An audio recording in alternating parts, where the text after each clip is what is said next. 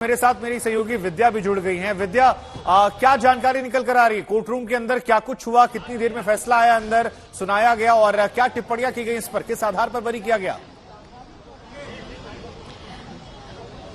जी देखिए, पहले तो इसकी सुनवाई सवेरे 11 बजे थी, लेकिन धीरे धीरे करके जैसा ही पता चला कि कुछ रिटन आर्गुमेंट्स का थोड़ा सा प्रॉब्लम था, यानी कि जो राबिया खान के जो वकील हैं वो रिटन आर्गुमेंट्स देना चाहते थे। जो भी उन्होंने आर्ग्यू किया था वो उन्होंने अभी तक दिया नहीं था। इसकी वजह से अदालत ने इसको थोड़ा सा कट बैक किया, यानी एडजर्न किया। 12:30 बजे हियरिंग पर आया ये पूरा मामला।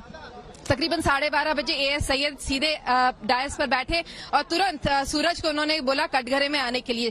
कटघरे में जैसे ही सूरज गया तो वहां पर उसे पूछा गया तुम्हारा नाम क्या है, तो उसने बताया सूरज पांचोली। उन्होंने पूछा जज ने कि पूरा नाम क्या है, तो उसने बताया सूरज आदित्य पांचोली। और उसके बाद अदालत ने सीधे उसको कहा कि बिकॉज देयर इज पॉसिटी, यानी कि कमी है एविडेंस में, एविडेंस का अभाव होने की वजह से अदालत ने उसे सीधे कहा कि आपके खिलाफ कोई मामला नहीं बनता है और यही वजह है कि आप एक्विट किए जा रहे हैं। तो अदालत ने जैसे ही कहा, सूरज ने शुक्रिया अदा किया और अदालत ने शेखर जगताप, जो राबिया खान के जो वकील हैं, जिया खान की मां जो राबिया खान है, उनकी वकील को भी कहा कि अगर आप चाहते हैं तो इस जजमेंट के खिलाफ आप अपील भी कर सकते हैं, तो ये आप अपने क्लाइंट को बता दीजिए। तो उन्होंने बोला कि राबिया खान भी अदालत में मौजूद हैं, आप उन्हीं से तो उन्होंने भी बताया सीधे कि अगर अपील का कोई होगा प्रोसेस तो हम करेंगे वो। फिलहाल इस पूरे मामले में राबिया करेंगी कि नहीं अपील, ये अभी तय करना बाकी है। राबिया ने तुरंत अभी फिलहाल इसका जिक्र नहीं किया है, लेकिन ये तय है कि राबिया इस पूरे ट्रायल से बेहद नाखुश थी। वो बार बार कह रही थी कि ये मर्डर होमिसाइड का केस है, ये अटेम्प्ट टू सुसाइड का केस होना ही नहीं चाहिए। कई सारे एविडेंसेस वो खुद जब अदालत में लाई थी तो उन्होंने यही कहा था कि मुझे नहीं लगता है कि ये अटेम्प्ट टू सुसाइड का केस है। तो कई लोगों ने यही कह रहे थे कि ये लग रहा है जैसे अपना ही केस जो सूरज पांचोली के खिलाफ है उसी को बिगाड़ रही हैं। बट बहरहाल अदालत ने काफी सारी चीजें जो सबूत हैं वो सारे देखे हैं और उसके बाद कहा है कि जिस तरीके से सबूत लाने चाहिए थे वो नहीं लाए गए हैं और यही वजह है कि फिलहाल सूरज पांचोली को एक्विट किया जा रहा है, छोड़ दिया जा रहा है, बाइज्जत बरी कर दिया गया है। नहीं तो ये कितना बड़ा लम्हा सूरज पांचोली के लिए, क्योंकि आखिरी बार जो हमने देखा था तो फिल्म हीरो में नजर आए थे। अब यहां से उनके करियर के लिए एक रास्ता साफ हो जाता है अगर हाईकोर्ट में मामला नहीं जाता है या आगे इसको लेकर कहीं अपील नहीं होती है। कितनी बड़ी राहत पांचोली परिवार के लिए, उनकी मां के लिए, सूरज के लिए?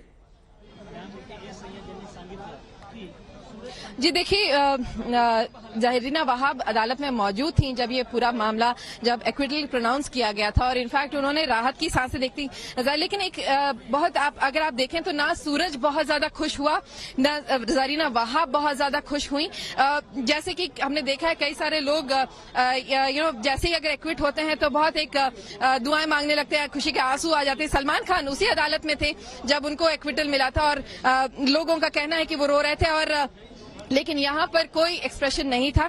लेकिन एक चीज जरूर है कि अगर आप इस पूरे मामले में अगर आप देखें तो बहुत रेयर होते हैं कि ऐसे एक्टर्स जो हैं वो अदालत में रोज हर दिन हर हियरिंग में आते हैं। सूरज पांचोली वो शख्स है जो पिछले 10 सालों से लगातार हर हियरिंग में, हर बार जब भी हियरिंग होता था वो रोज आते थे, वो अदालत में बैठते थे, जो एविडेंस होता था अपने वकील को असिस्ट करते थे। वकील उनका पूरे उनकी तरफ से आप समझ लीजिए कि पूरा कॉपरेशन था, अपने वकील को दे रहे थे वो और हर चीज वो बताते थे अदालत में।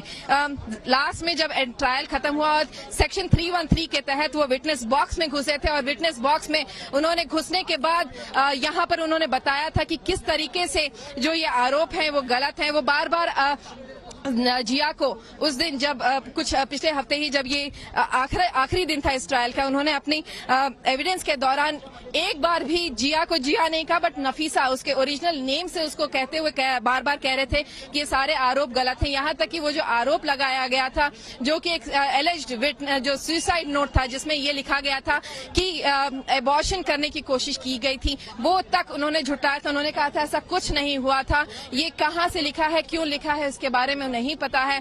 और यही वजह है कि उनके वकील ने भी अदालत में बताया था कि जो सुसाइड नोट है दरअसल ये काफी दिनों बाद मिला था।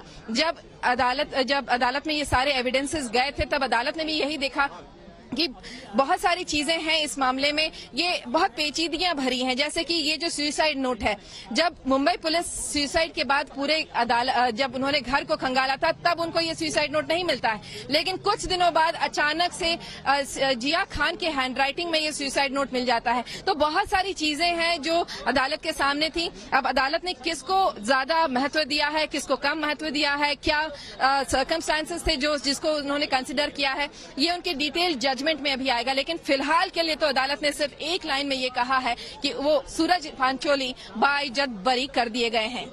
नहीं तो ये आदित्य पंचोली यहाँ नहीं पहुंचे थे आज, और उनकी मां जो है वो पहुंची थी, तो आपने कहा कि कोई रिएक्शन नहीं था। क्या मीडिया से कोई बातचीत की उन लोगों ने, मीडिया से कोई संवाद किया जाते वक्त, या कोई भी प्रतिक्रिया उनकी मां की तरफ से दी गई? जी देखिए, अदालत की भी प्रक्रिया पूरी खत्म नहीं हुई है, क्योंकि अपील करने का जो एक समय होता है वो दिया जाता है। जो अगर कोई इस पूरे मामले में कोई अपील करना चाहे तो इसकी वजह से एक बॉन्ड भरना होता है। तो बहुत सारी प्रक्रिया, एक्विटल के बाद भी ऐसा नहीं कि वो सिर्फ अभी निकल जा सकते हैं।